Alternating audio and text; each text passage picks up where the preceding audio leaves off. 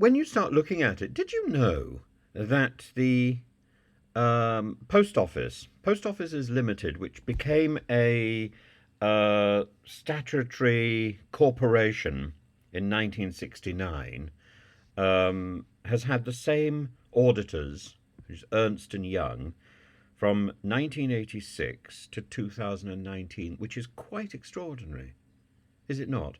I know I use the word quite extraordinary a great deal, but I think, frankly, I find myself walking around the UK with my mouth hanging open like some sort of fish.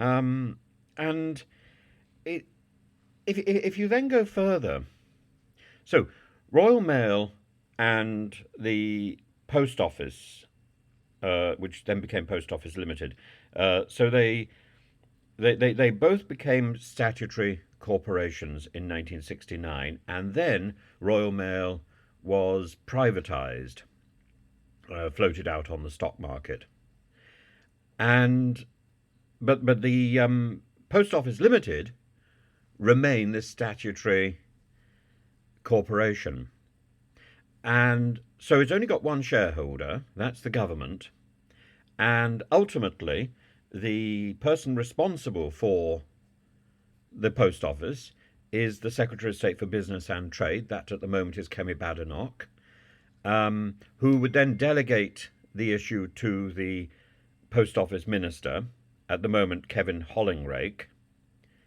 who, for the most part, over the period of the last 20 years, hasn't been very hands-on. So a sort of dilatory approach to what is going on.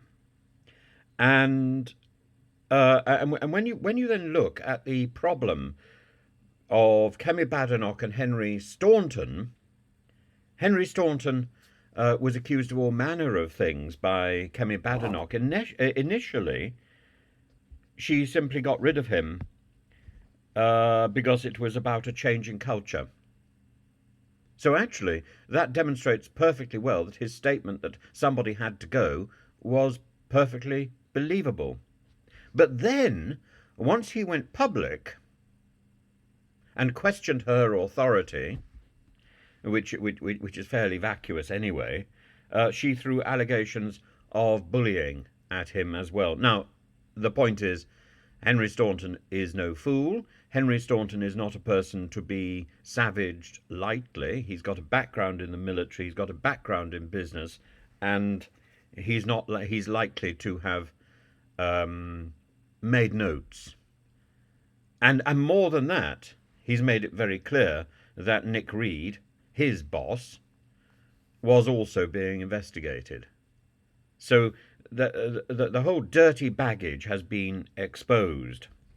Henry Staunton, Kemi Badenoch, Kevin Hollingrake, and I'm sure there's somebody, Nick Reed, the whole lot. And then you go to the last annual report for the Post Office, and I want to read it because I find this fascinating. Our postmasters, these are the people that the Post Office Limited have been prosecuting willy-nilly for the past 15-20 years. Our postmasters have an unrivaled relationship with their customers. They not only connect our customers with essential products and services, but also often go beyond the call of duty at the heart of their communities and support customers in a way few other businesses can. Well, they're being made to dive into their own pockets, dig into their own pockets, and subsidise the post office with their own funds, and then go to prison for that pleasure. This is a most heinous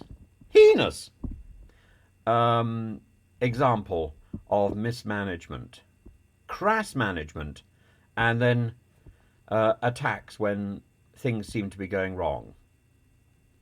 Utterly abhorrent, and it needs to be brought into line. And Kemi Badenoch, do you believe anything she says? She talked about trade deals a while ago. Trade deals. the Pacific trade deals. Can anybody actually name any specific benefits that those trade deals have actually produced? No, she's all spin. She's all spin and slogan. What Churchill in 1906 would have called a terminological inexactitude. Not so much a lie as an exaggeration. Of course, the term terminological inexactitude, I remember it being used in the 1970s and thinking how extraordinary, has become a euphemism for lie. But Churchill, I think, invented it as a reference to exaggeration. And Kemi Badenough is an exaggeration. We call her a Minister of State. She's a jumped-up MP. Without a clear understanding of what she's doing. Her first priority is to get re-elected. Way down the list is the post office, and that is the problem. This distraction about Henry Staunton and Nick Reed and Kemi Badenough is a distraction. Who is going to pay out the postmasters and postmistresses? And then, who is going to run the post office? I think in all this chaos, we've slightly forgotten that the post office still is one of those organisations that should be at the centre of our community, and it isn't. It isn't. We're fast heading in a direction where the post office will disappear, and then what will we do?